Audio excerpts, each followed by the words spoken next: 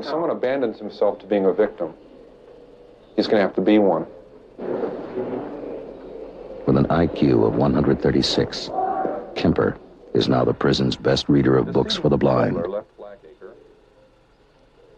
saying I've wanted to kill my mother since I was 8 years old, and I'm not proud of that. It started with surrogates at a non-human level. Physical objects, my possessions, other people's, destruction of things that are cared about, and then destruction of things that are living on a lower level, small animals, insects, animals, and then finally people. It started coming to a head again, so I went back down. I ran away back down there. And then a month later, I'm up living with my grandparents in the mountains, and 10 months later, I murdered them. It made it worse to be on top of a mountain. I was literally on top of a mountain when it happened. And I sensed everybody in the world just stopping what they were doing, turning around, saw what I did, and are coming to get me. And I knew I was paranoid at that moment. I knew anybody that came up there and gave me a funny look or a fishy eye or quizzical look, I'd have blown their brains out thinking they were coming to get me. And if it had been in a city, I would have been a mass murderer at age 15.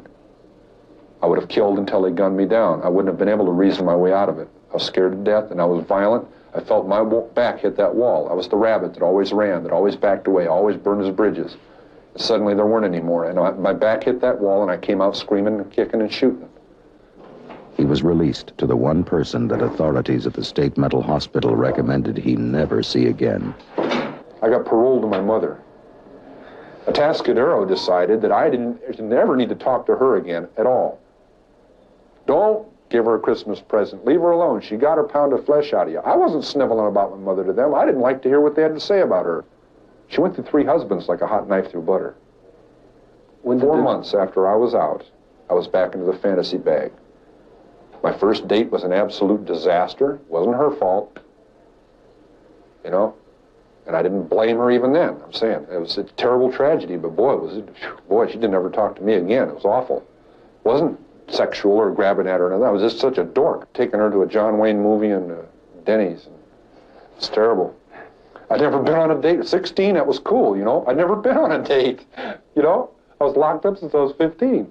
But I can't tell her that. Oh, gee, you don't mind me. You know, she kind of got hung up on my looks or whatever. You know, I mean, she's a gorgeous young lady. Pure class, and she saw something there that I guess wasn't there, and boy, she found out quick. I was losing a grasp on something that was too violent to keep inside forever. As I'm sitting there with a severed head in my hand, talking to it, or looking at it, and I'm about to go crazy, literally. I'm about to go completely flywheel loose and just fall apart. I say, wow, this is insane. And then I told myself, no, it isn't. You're saying that, and that makes it not insane. I said, I'm sane, and I'm looking at a severed... I said, well, wait a minute. I see old paintings and drawings of Viking heroes talking to severed heads and taking them to parties, old enemies in leather bags. Part of our heritage. This is me back then, in 1972 and 73.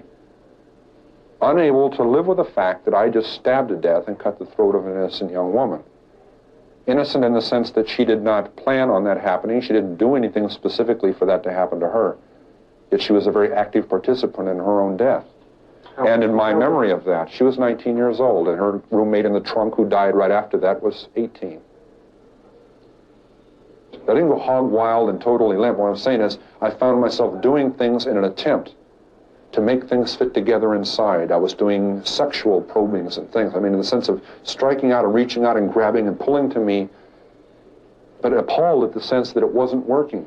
That isn't the way it's supposed to be. It isn't the way I want it. See what I'm saying? And yet during that time, I become engaged to someone who's young and is beautiful and very much the same advantages and very much the same upbringing and Disneyland values. And she's very much the reason I surrendered. I picked up 2 girls who were so much like the first 2, it was unbelievable. Almost identical circumstances. And I let them go. Everything went towards killing them, and I didn't. But I'm saying, wow, it's uncanny. It was almost like it was meant to be that way. And I said, wow, this got to stop. And I let them out. They never even knew what was going on. I let them out. I would have gotten away with those 2 being murdered. I said, no, it's got to stop. And a week later, I murdered my mother. Went back to Santa Cruz and killed her. I am an American, and I killed Americans. I am a human being, and I killed human beings. And I did it in my society.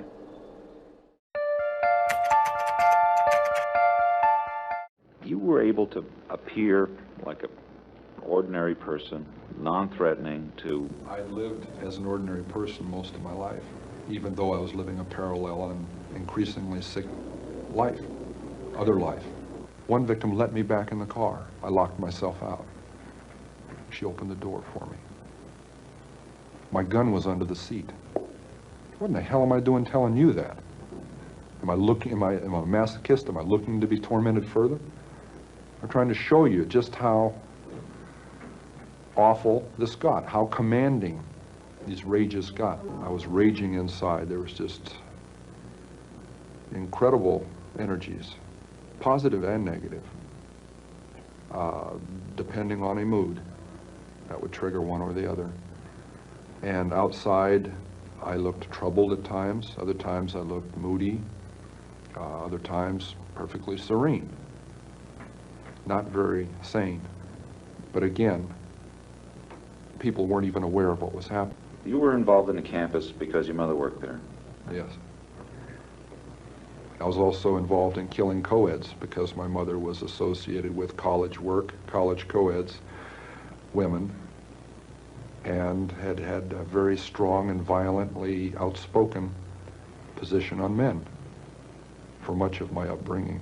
My mother was a sick, angry, hungry, and very sad woman. I hated her, but I wanted to love my mother.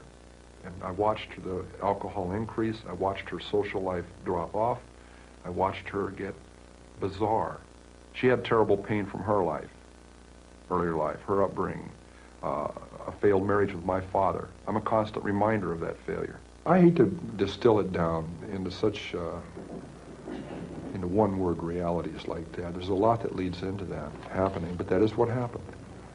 They represented not what my mother was, but what she liked, what she coveted, what was important to her, and I was destroying it. Why did you actually kill the girls? My frustration, my inability to communicate socially, sexually. I wasn't impotent, but emotionally I was impotent. I was scared to death of failing in male-female relationships. I knew absolutely nothing about that whole area, even if just sitting down and talking with a young lady. I need to be able to really communicate, and ironically enough, that's why I began picking people up. And I'm picking up young women, and I'm going a little bit farther each time. It's a daring kind of a thing. At first there wasn't a gun. I'm driving along. We go to a vulnerable place where there aren't people watching, where I could act out, and I say, no, I can't. And then a gun is in the car, hidden. And this craving, this awful, raging, eating feeling inside. I could feel it consuming my insides, this fantastic passion. It was overwhelming me. It was like drugs. It was like alcohol. A little isn't enough. At first it is.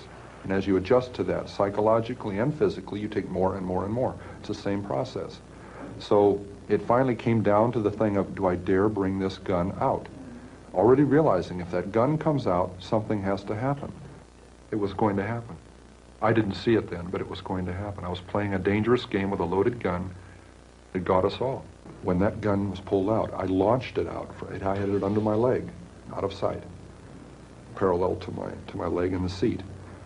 It was something that had been thought out in fantasy, acted out, felt out hundreds of times before it ever happened. Kemper drove them at gunpoint to a secluded area near a park. He took one of them into the woods, leaving the second girl tied in the car. I'd just gone through a horrible experience with her roommate, stabbing her. And I was in shock because of that. I couldn't believe that it was that way. And I'm walking back there bewildered. I gotta kill her. I can't let her go. She's gonna tell on me. Everybody's gonna get me.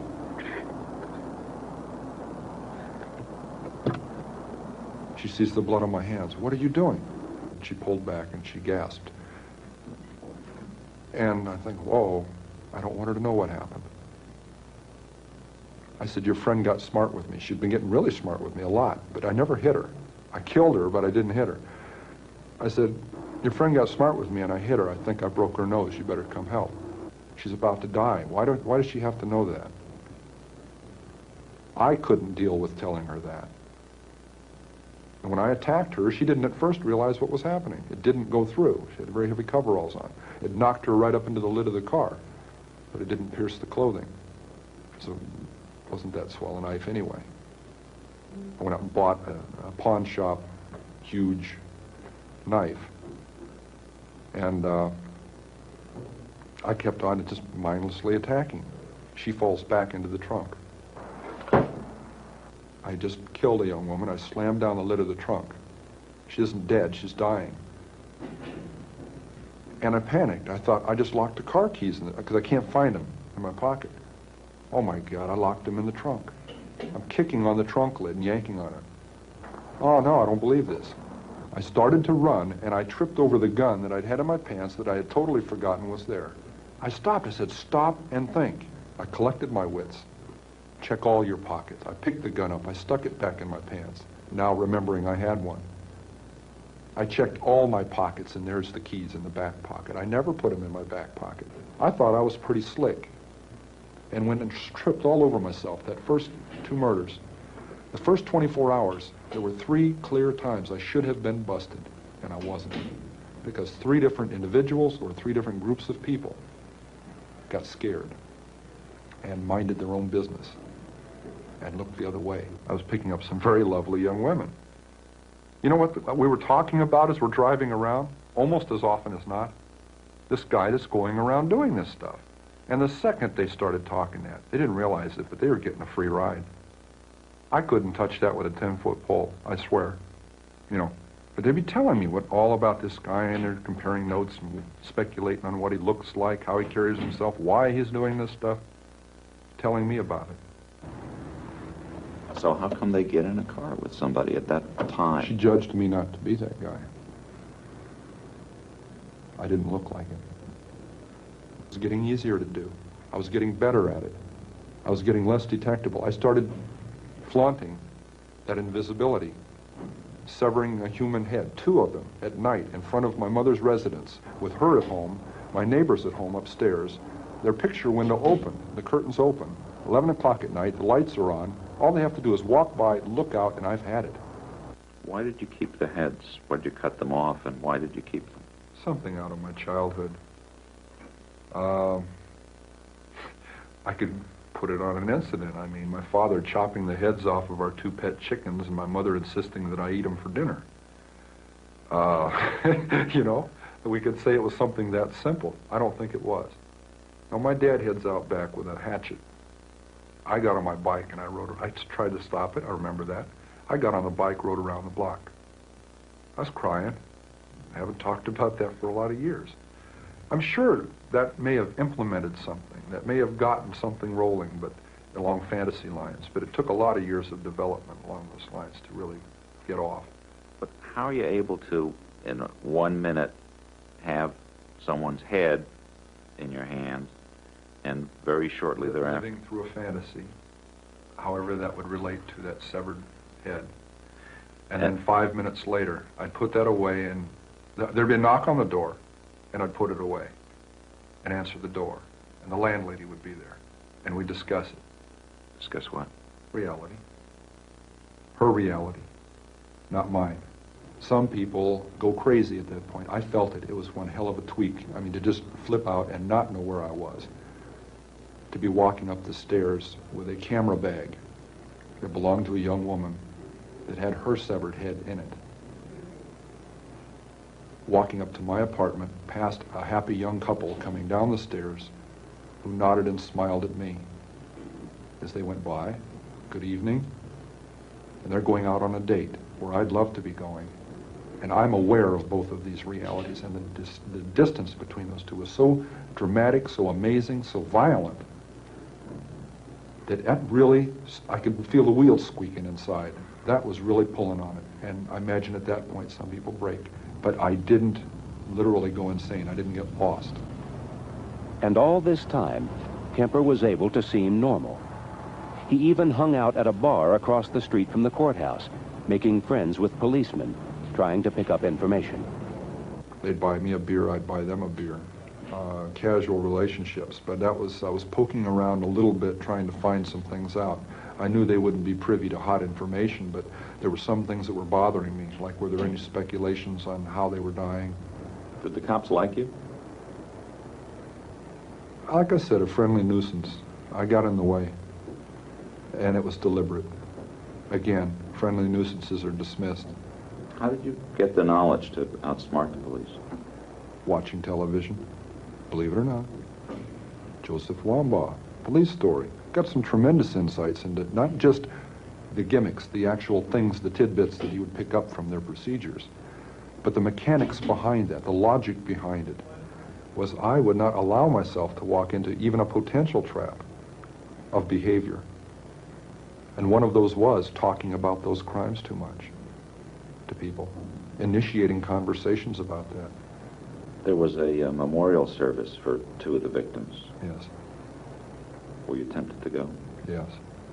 But I'd seen one too many episodes of one too many crime shows where that is one of the available resources for clues. Tracking down the attenders. One man taking pictures of the people there to eliminate as potential suspects. some police department, now they actually came to your house to pick up a handgun. Sheriff's representatives. One of the detectives was upset because he heard I had a .44 Magnum pistol and was a convicted mental patient, and he came to take the gun away, and it was on he and his sergeant detective. They were staking out the wrong house. It was across the street, and I'm playing around with the car, standing next to the gun in the trunk. They come over and ask me about, excuse me, sir, do you know who lives in this house across the street here? Well, that house was 609 Harriet. He crossed back over to this side into 609 Ord, and they were looking for me and didn't even know that, see what I mean? Bad news. Well, at any rate, we walk into the house to have them ask my mother about this other house, and I'm saying, hey, which 609 are you looking for? And they said, are you Ed Kemper? Yes. And it goes on. And I needed to find out what they were looking for, the murder weapon, the .22 automatic, or the .44 Magnum, and I don't want to advertise that I've got a whole bunch of guns. So I made a comment to divine between the two. And I said, yes, quite a little gun, isn't it? And he retorted, a .44 Magnum, I hope so. And I said, whew, okay, because that loaded .22 was under the front seat and guaranteed me an arrest right on the spot. And .44 was in the trunk. I forgot that. I took them in the house, we went into my bedroom, and the closet doors open, and I have a high-powered rifle with a scope on it. You had some other stuff in the house, too, yes? Yeah. I had the personal effects and identification of the last two co-eds that had been murdered about 2 months before, right next to the guns in the closet, in a box. Could he have seen it? No, but when he arrested me for having all those guns and went through the rest of the closet looking to see if there were any pistols or anything else, he couldn't have helped notice a purse, a book bag, and co-ed ID inside of those belonging to their two latest murder victims. I'd back up and said, oh, excuse me. I just remembered something. And instantly he responds to what I'm saying. My hand moves. Back we go outside, and he's still thinking, boy, this is a really nice and helpful guy here. It was springtime. It was April. And for 2 months I hadn't killed. And I said, it's not going to happen to any more girls. It's got to stay between me and my mother, and it's got to, I can't get away from her. We're still fighting. She's still belittling me. I'm like a puppet on a string, and I entertain her. She knows all my buttons, and I dance like a puppet with that pain. And it had even gotten physical, to where I had physically grabbed her and thrown her onto her bed, trying to emphasize a point that I was threatening to kill her. So here I pick up these two young ladies in Berkeley on Ashby Avenue. One has flowers in her hand, petite little dolls. They're in granny dresses, and they're hitchhiking, a couple of real experts. I want to see how together I am, if I can resist this temptation. You going to Walnut Creek? Great.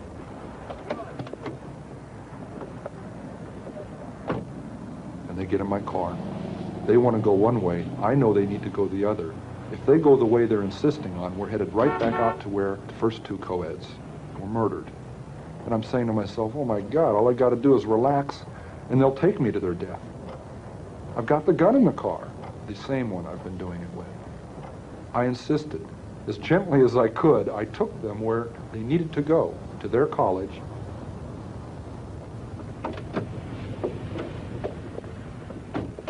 Thanks a lot. That was 1 week before I murdered my mother.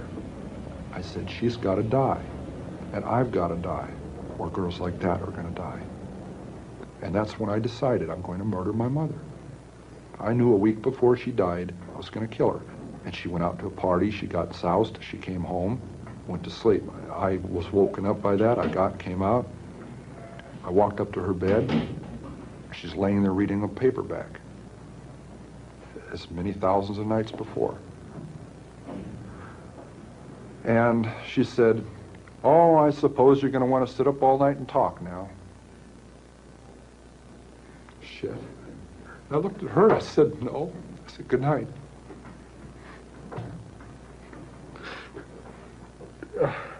And I knew I was going to kill her, you know? And I'm so cold, it's so hard. And that's the first time in 10 years I've looked at it that way. I mean, that intensely, that honestly. It hurts. Because I'm not a lizard, I'm not from under a rock. I came out of her vagina. See? I came out of my mother. And in a rage, I went right back in. For 7 years, she said, I haven't had sex with a man because of you, my murderous son. This is one of our arguments. I cut off her head, and I humiliated her corpse. It's there, you know? A 6 young woman dead because of the way she raises her son and the way her son is raised, the way he grows up. And what's her closing words? I suppose you want to sit up all night and talk. God, I wish I had. Your grandmother and her daughter-in-law, your mother, were two women very important in your life, and you killed them both. Could you say what they were like that led them to the same fate? Same thing that kept them from ever being friends. They were both aggressive, matriarchal women. They'd been the daughters of strong matriarchal women. I still loved my mother, and it's hard for somebody to comprehend that you murder your mother through love. It isn't a rational process. It's a very painful process. It isn't rational, and I've got to still live with that. Why did you wind up giving yourself up? It had to stop. It had to stop. Once my mother was dead, there was almost a cathartic process at that point. I got physically ill right then, when she died, when I murdered her. And once she was dead, there was no way I could back out. I had backed down from giving up 1,000 times. You know, I used to get drunk and go sit out in front of the sheriff's department in a parking lot across the street on one of those little concrete parking berms, and I just sit there and say, no, I still can't. The clanging doors, I could still hear them. No, because it'll never open again. You know, so I rationalized that to give up would be insane. To give up would be crazy. I'd be giving away my freedom, and I don't need to. But I look back on that and wish I had earlier, when I was saying those things to myself. The people who were later dead wouldn't be. The regret that came later would have not had to be. Those people, not things, those people would still be with their families, with their loved ones. They would have their own families if I had had the courage to make that decision instead of painting myself into the corner. Where might you be if you'd never given in to the impulse to murder? Where might I be?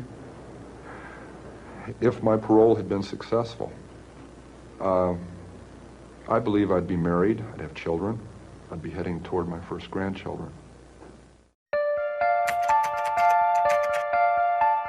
I altered, well, they weren't really spontaneous. I altered how I approached these young ladies from the point of capture. from the first time. What I had wanted to do was to secure them and to suffocate them with plastic bags over their heads. I had some completely unrealistic perspective that that was quick, that they would lose consciousness rapidly. But the first young lady that was in the back seat, it was Mary Ann Pesh. I finally secured her. She argued a lot. She was dialoguing, trying to change up control of the situation. She had already decided I was in control. I was trying to gain control. I was convinced she was in control of it. So for about 20 minutes we were arguing back and forth over what was going to happen, and I was trying to keep it away from what was intended, which was murder. And I decided at that time I wasn't going to tell anyone I was going to rape them. I didn't say that at the time, but I left that wide open as the avenue that it was going to be a sexual release. And that got them very distressed, and it was obvious to me that if I was going to pursue what I was doing, that distress had to stop. So I went into a, unfortunately, more effective behavior of letting them help me. I let more of my personality come out, and I was suicidal, very disturbed, grasping out at someone. I had abducted them, and I wasn't going to let them out of the car because I was tired of people walking away from me. So some of that was very true, but I manipulated that to allow them to help me to the point of resolving their behavior until we got to a place where they could be killed. And that is, I have the biggest problem with that on a guilt basis, because obviously that entailed unusual trust between the captor or the perpetrator and the victim of the crime. At one point, in fact, on the fourth victim of the crime, Miss Shaw, she actually got back into the trunk under her own power. I had a cast on my left arm, it was broken, and I walked her back to the trunk of the car where I told her I was going to keep her undercover so that I could get her to my home where we could talk. But I didn't want neighbors seeing her coming to the house or leaving the house. And I made that sound realistic to her. So she didn't want to get in the trunk, but was willing to. When she got in the trunk, I shot her. So I'm trying to remember this from a long time ago, but another round had entered and exited that padding area. So there were 3 holes in that padding area that was head level with her. It was off to her right, to my left.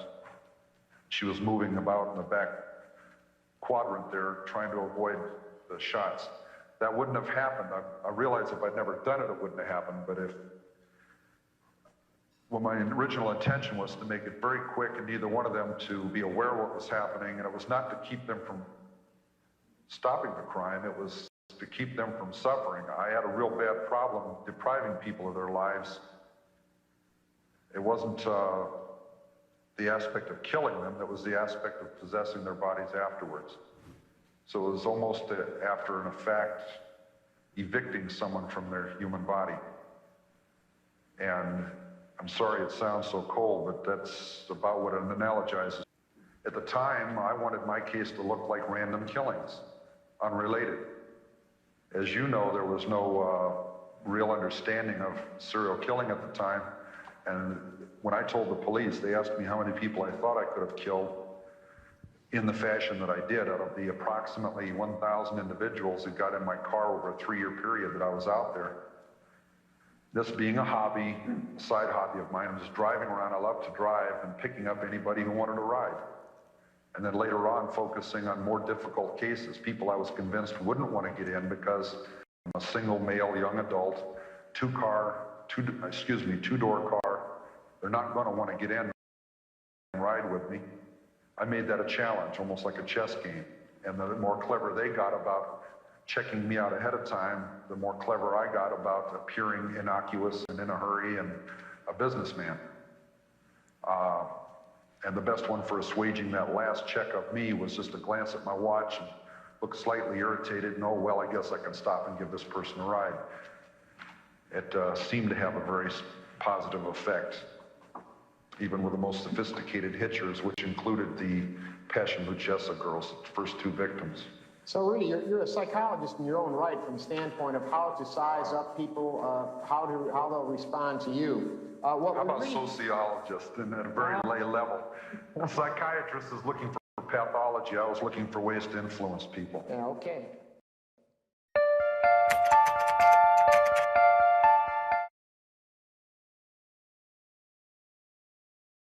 My younger sister's 2 years younger, and I developed some morbid games. My life had started going that way at about 8. At a certain time of the evening, the family left the center room, the living room of the house. My mother and my sisters, or my sisters themselves, would go up to bed upstairs, where I used to go to bed, upstairs. I had to go down to the basement. And an 8-year-old child had a tough time differentiating the reason in that. Why am I going to the basement? I'm going to hell, they're going to heaven. And what were those games that you played with your sister? Okay. Well, the one I remember someone talking about in a book was one that was playing gas chamber or electric chair or something. And we had this big old overstuffed chair up in my room. And it was not just my sister and I, it was my sister and I and a friend, close friend. We got into all these games. We got into one game where we'd roll up in a rug and a person would try to get out of it. It was just like a large throw rug. And it was, I guess, what fascinated us individually about it is it was a completely, it broke up the monotony, I guess, of what we were doing. Didn't have a lot of toys to play with. We got bored with those pretty quickly. So we looked for things to do. You roll up in the rug and you try to get out, and the other two would leave the room, and we see who could get out fastest. You know, you try to work your way out sideways or scoot out the end of it or whatever. And went from that to being tied in this overstuffed chair with a cord or something, or pieces of sheet or sash or something. And went through this process. I guess that's back in 1960 when Carol Chessman was executed. What were those fantasies? What were they? Yes. Possessing the severed heads of women. Men didn't turn me on. That wasn't I couldn't appreciate the appearances of a guy. That when I was young, I was about 8 or 9 years old, I went to this little come-on. It was like at a record store or something, and they had this crowd of kids there, and there was a magic show. And this guy, you've probably seen it, the fake guillotine, hand pressed, and they put the potato there, and someone puts their neck in the brace, and they slam this thing down, and the potato down below chops in two, but the person's head doesn't fall off, right? And everybody gets very fascinated by that. Oh my God. And then when he puts the blade in place and he pushes it down, it goes through that neck hole. But it never chops anybody's head off. Okay, so he wanted to volunteer I'm not standing in this crowd watching this show.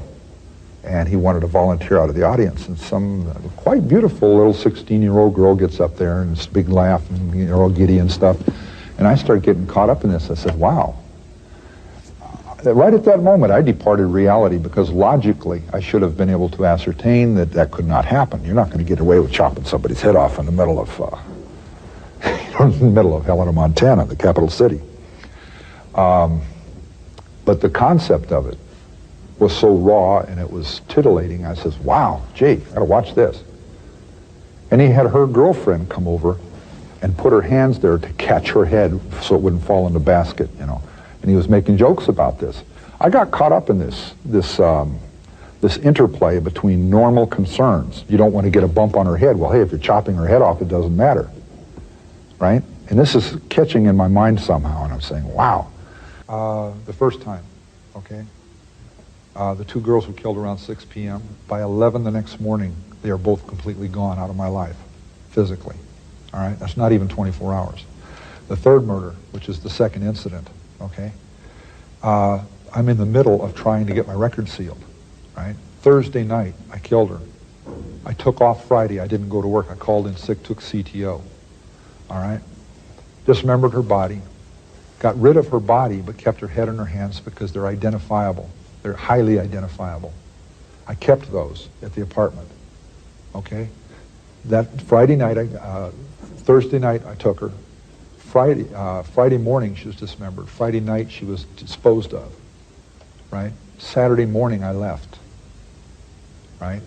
And I wasn't satisfied that I took the head along in the hands, but I couldn't put them someplace that could be sure they would be dug up by an animal or just be somewhere. It's scary going out there trying to bury somebody or dispose of body parts in a community or out even in the boonies where you don't know where you're at and who can come up at any moment. I had some real close calls there where people would come out of nowhere. And if a body's found and they remember this beige-looking car sitting there the night, that's evidence.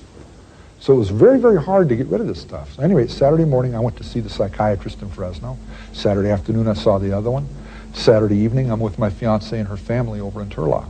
Sunday night I come back to my apartment. Could you tell us how long you've been imprisoned? Excuse me. This month is 18 years that I've actually been in prison. What were you convicted of? 8 counts of first-degree murder. What was your sentence? 7 years to life, CC, that's called concurrent. It means all the sentences run at the same time. 2 years before you committed the crimes, I think you traveled quite a lot on the freeways at night or picking up hitchhikers. During the day. During the day? Yeah. I traveled a lot because I'd been locked up for 5.5 years. I had never had a license. Well, I'd just gotten a license when I got locked up the first time, a Montana license. And so I was free. The driving around was a way to exhibit that freedom, to demonstrate it, to get the cobwebs out of me. When I first got out, I loved to drive. I always did love as a kid to drive. I started driving when I was 10 or 12 years old, but I got a license when I was 15 up in Montana, and then I got locked up, and then here in California, and I got out, got a license, and I just started driving. And that was my main hobby, I'd say. And I saw a lot of people out hitchhiking, and I didn't select girls to pick up. I picked up anybody who wanted a ride. And over that whole 3-year period, it was the same way. If someone needed a ride, I picked them up. Unless specifically I was looking for someone to do in. The crimes, it goes from May to September. 7th. May 7th, Sunday, to Thursday, September 14th. Then it hops over to January, right? And then to February. It's speeding up. It's coming to a head. It's getting to where, it wasn't a cyclical thing, but it was coming to where it was coming more often. And something I didn't tell a whole lot of people, I guess I did tell in one interview, shortly before it all ended, I drove up to the Bay Area, and I was living there. I was up in Alameda. But I was living with my mother in Santa Cruz and commuting because I had to work up there, and I stayed with a friend. I went out to Berkeley, and I drove Ashby Avenue, one of the places I used to drive, looking for co-eds. And I drove from Highway 80 up Ashby Avenue to Highway 13. The first 2 co-eds I killed were on Ashby Avenue. They were 5'2", slight of figure, you know, we call petite. And one's black hair, one's blonde hair, okay? I'm driving the opposite direction up Ashby Avenue. It's a year later. I'm seeing if I can maintain. I'm not hunting. I'm out seeing if I can maintain. I have a weapon in the car. I have everything else fitting the situation. I'm seeing if I can maintain. If I can just let go of it and maintain and marry this young lady and go on. I go driving up there, and here's these 2 young ladies, 5'2". One's got blonde hair, one's got black hair. They're in granny dresses, and I'm having shit fits because it's like deja vu. And oh my God, I acted in a way that they wouldn't be paranoid because I'm a young man by myself in this car. I diffused the situation as I drove up. I'd gotten practice at that. All that driving around, it wasn't rehearsing. I made a game out of driving around, picking people up, and later on I discerned that some people wouldn't get in my car because of the situation. I'm a young man by myself. It's unsafe. So I thought, well, gee, that kind of put me off. I'm not doing anything to anybody, so I want to see if I can change that situation where they'll want to get in and I can take them where they're going. Because I know I'm not going to do anything. And I got to where I could diffuse that situation. It's how you're looking. If you look, oh boy, I already start cranking the car over there. They're not going to get in your car because they can see you from half a block away drooling. But if you look at your watch and say, geez, I don't know if I have enough time, and you're kind of in the mirror and looking around, and you pull over, this guy's just a businessman going somewhere, and get in his car, we'll go where we're going. And it's little games I played so they'd get in the car. And then we chatted, and I talked about things, and I found out where their orientations were and their little, what they used to judge and who could get in and who they could get in with and who they couldn't, right? In that sense, it's been interpreted as what do you call it, rehearsing. It's not true. It's like playing chess and then turning it into something ugly. I played chess casually. I played chess more and more thoroughly till I got very good at it, which was picking up people, to where I could make you a bet. I can pick up those two ladies, and they'd say, oh man, you're crazy. Those are two very crafty young ladies who won't get in a car with a young man by himself, et cetera, et cetera. And I'd win the bet because I knew how to diffuse the situation. Even if they asked, where are you headed, right? And they had a sign saying where they're going, but they'd ask, or even if they didn't, they'd say, where are you headed? And I had ways of developing it to where they wouldn't get suspicious. But I didn't mean I was going to kill them. It meant I was playing a game. And then later, when I started killing people, I used that against them. But initially, it was just a hobby, it was a habit. It was trying to fill in the blanks of 5.5 years of not being in society. I missed that flower child generation. I missed the entry into Vietnam, all that stuff. And all these kids are like aliens to me. I say kids. I missed 16, 17, 18, 19, 20, 21. I'm supposed to be associating with people in their adult years. But I missed a big chunk, so I'm out there trying to fill in the gaps. Find out why these kids are the way they are now, because they were totally different from the kids that I was when I was that age. Totally different. And I'm trying to fill the gaps in, and then later I changed that to something ugly. And why? My mother works at the university.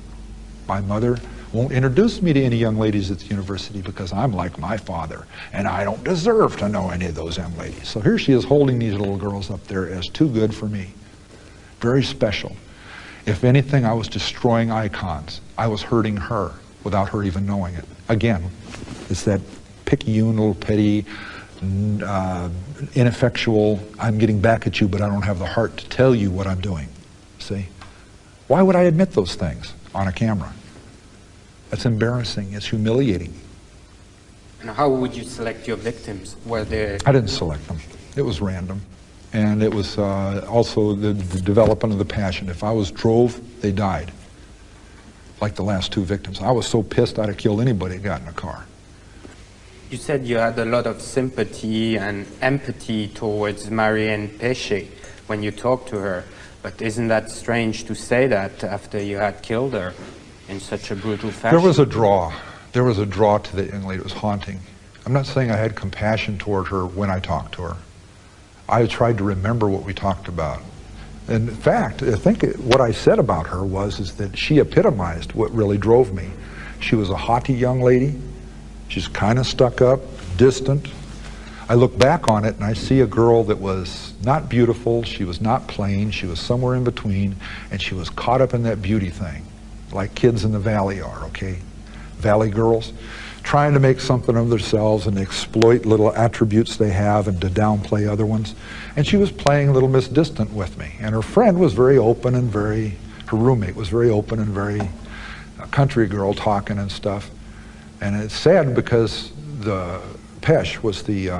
Marianne was the expert at hitchhiking. She had half her life in Europe. She'd hitchhiked around Europe. She'd done it in the United States. She was good at it. She didn't want to get in the car. The other girl, Anita Luchessa, wasn't a hitchhiker. She'd been raised by her family, don't do things like that, that's totally out of line, and her friend talked her into it. And once she got into it and she saw how much fun it was and they meet the different people and they talk with people, that by the time they're leaving Berkeley, right, it's all about who gets the front seat and who gets the back seat. So she opened the door and asked where I was headed. And it says Stanford right on the sign they were holding up. And I said, I'm going to Palo Alto, I can drop you off. Oh, great. And she jumps in, grabs her stuff, jumps in, opens the back seat up for her friend, who's standing there looking at me long and serious about whether or not, because I could tell at the time, she knows better than to get in. Single adult, it's a coupe instead of a four-door car, so she cannot get out other than through the front seat. So that's all the warning signs of not getting in with a single, in that kind of a situation. All of the things were wrong about it. But when I drove up, I pulled that little stunt of looking at my watch. Do I have time to pick them up? And you wouldn't believe how much effect that kind of thing has. And when she kept staring at me and looking for something wrong in my eyes, I gave this look back like, I don't understand. Why are you looking at me like this? I gave her that back, and she says, oh, this guy's a dork. He's innocent as hell. She gets in. Okay. We're driving along, and I'm looking at this young lady in the rearview mirror. And I look back at it years later, and I'm saying, she kept looking me back, too, right in the eyeballs. I'm wearing dark glasses, but they're not totally dark. And I'm realizing now that she could see me looking at her, and she was looking right back at me. And instead of saying something to me like, what are you looking at? Or, hey, maybe you ought to drop us off or something like that, she just kept looking back at me. And I'm looking at her, and she keeps looking at me. And I'm thinking she's playing this little game. It's not really teasing, so to speak. It's just this little psychological game back and forth that men and women do sometimes. The young girl in the front, Anita, was at one point in the driving, and I'm sure they were doing little looks at each other and little comments that I didn't pick up because I'm driving and looking for places to go. That somewhere in that communication, she gave me this sexy little look, you know, like, oh boy, you know, you're a pretty good-looking guy, you know, da-da-da. And I smiled back at her, but not this hungry, oh yeah, I'd like to get down with you kind of thing. It was just I smiled back at her, and I saw it for what it was. It's an 18-year-old girl that's feeling her oats. She's not doing anything wrong. It's sad and it's real pathetic. But some of this stuff I was getting real caught up in this girl in the back seat. You know, she was, you know, to me at that point she was really beautiful. She had the most incredible blue eyes, right? She had this really shiny black hair that was turning me on. And I was getting drove because I just kept playing this game of picking people up, and I had plugged in those fantasies of killing people. And, you know, the titillating little fantasies, and I says, geez, I keep walking away from that. And I put myself down as being weak for not being able to do something about that. Right? So I kept driving and driving on myself saying, I got to do something. I got to do something about this.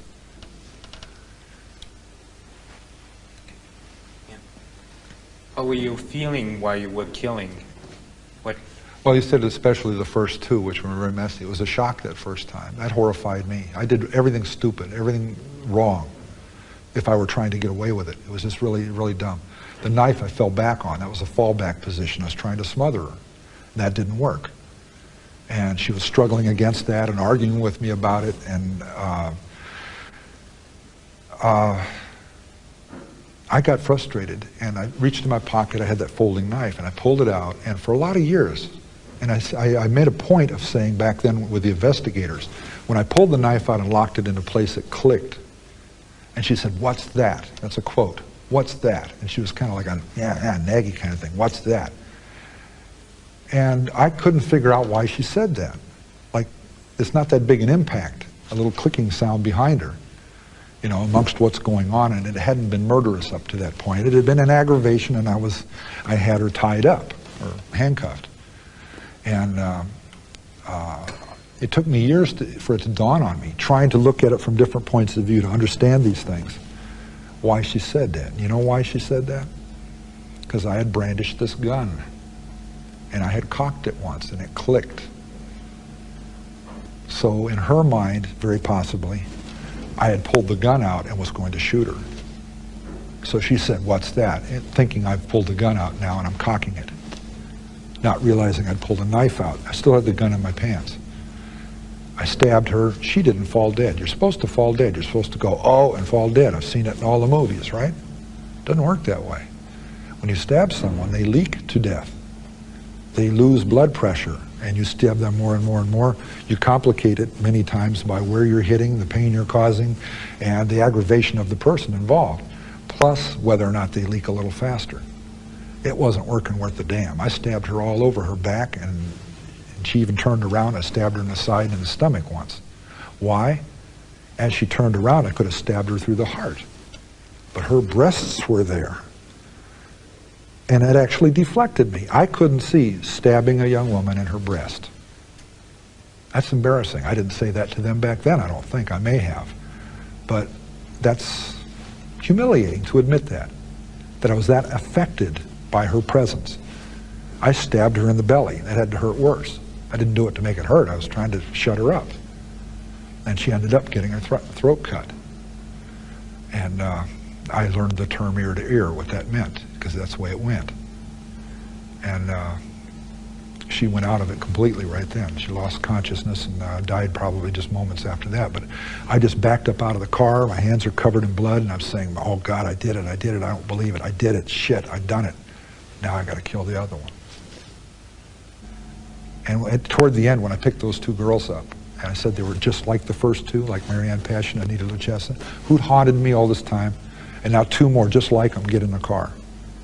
We drive up 13, and we get to this figure 8 cloverleaf interchange where it hits 580, and they want to go under the freeway and back up on and head out this way. And out that way, I happen to know just a couple of miles down the road is Palomares Drive, where I took Anita Luchessa and Marianne Passion and killed them. Mills College is back this way, toward downtown. They don't think so. They want to go this way. I'm saying, gee, you don't want to go that way, and I can't tell them why. You do not want to go that way. Mills College is this way. Well, no, we go there, and we know where it's, we live there, and we want to go. And as we're approaching this interchange, I'm saying, no, we need to go in the right lane, get up on the freeway and go downtown. You want to get in the left lane, go under, cross up, and that's going to be another step closer to you dying. Because even if I don't go all the way out to Palomares Road, up 580, if I stop where it starts to go out in the country, and I get back on the freeway, that's where I used to work on the highways. That's one of the places where it's a cul-de-sac. You drive down there, it's a very quiet street, comes down up onto the freeway very sharply, and they're dead. If these urges take over. And if I go that way, it's not encouraging me to stop. It's testing beyond where I want to test. We've already gone beyond that by them getting in the car because, geez, it's just like those first two. I was actually scared to death. I was going to kill them. And by that point, I had killed all of the co-eds. It was 2 months after the last two. And I'm seeing if I can pull out of it, like drinking or something, or smoking. And at the point where we're bickering, if they'd started shrieking or banging on the windows, I'm busted. They're going to pull me over, someone's going to call a cop or something, and they're going to get me and probably bust me on these other cases on a fluke, and I'm trying to save their lives. I don't want them going that way because I know Mills College is this other way.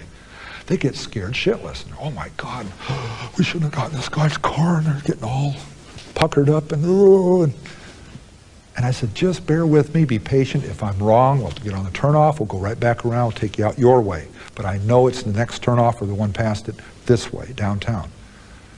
Trust me, please. And they're sitting like this, and they quit talking to me, and they're looking straight ahead. And I'm saying, oh, shit. Guns under the seat, it's all just, whoa. I get up on the freeway, 2 turnoffs, Mills College. In fact, the next one said Mills College, next exit, But they're not relaxing or nothing. I had refused to take them the way they wanted to go and pushed it the other way. That's what scared them. But they didn't know the irony of it was if I'd have gone along their way, I'd have probably said, yeah, well, I'll just follow on through and oops, we'll do it one more time. How do you oops human lives? I don't know those 2 young ladies, and I don't know where they are today, and I don't know that they remember that little incident. But when I drove them to Mills College, inside of Mills College, to their college entrance, right to the building, to the dormitory, and they got out of that car and flew up those stairs. Never even looked back. I'll bet they quit hitchhiking quite so casually after that. But you know what? I don't think they know to this day how close that came. And the irony of it is, just to shut them up and not have them freak out, I could have gone the other way. But by that time, then we're going back up that groove of what I had done already and what I was familiar with. See what I'm saying? And that day, I knew I could not stop doing it. I knew I had no control over it. I had just minimal controls. But mainly, I could not stop it. It was going to happen again. And between that weekend day, it was a Saturday or a Sunday, I think it was a Sunday, between that Sunday and the next Saturday, all that week I was working, I built an image in my head, my mother's going to die. I'm going to kill her, and I am going to go to it with the police, and we're going to hold court in the street, and they're going to pound me in the ground, and they can fill in the blanks because I don't want to be around to explain it. All that week, it was a conviction that just got deeper and deeper in me. I got more and more morose. I got less and less talkative at work. I got more somber about what I was doing because almost every minute of every day, I knew that's what that next weekend held. That was Easter weekend, right? Worked half a day Friday, went back to Santa Cruz Friday afternoon, was drinking Friday night, Fell asleep before my mother came home, woke up after she came home. And the last words we had were an argument, right? I walked into her bedroom to chat with her. In the back of my mind, I'm not going to try and blame her for dying. I'm just saying, in the back of my mind, I was hoping she could say something, or I'd say something that could stop all of this shit. A little childish hope in the back of my mind that she'd say something and I'd play it off. But you still went with a hammer. Wait a minute. You're wiping out the moment here. I went in there hoping I could stop this stuff in the back of my head. I'm not planning on it. I'm just a little hope. And the first thing out of her mouth was, she's reading this book and she just flaps it down on herself and says, "Oh my God, I suppose now you want to stay up all night and talk." That was one of her favorite peeves, when I come in late at night and want to talk. And once in a long while, like that night, I spun on my heel and said, "Nope, good night," and walked back out. And she knew she'd hurt my feelings, and the next day we'd sit down and talk. Except I knew that we weren't going to talk. And I went back in my room and I laid down. I did not go to sleep. I laid there for 3 hours, 4 hours, till 4 or 5 in the morning, a little after 5 in the morning, and walked in there with a hammer and caved in the side of her head.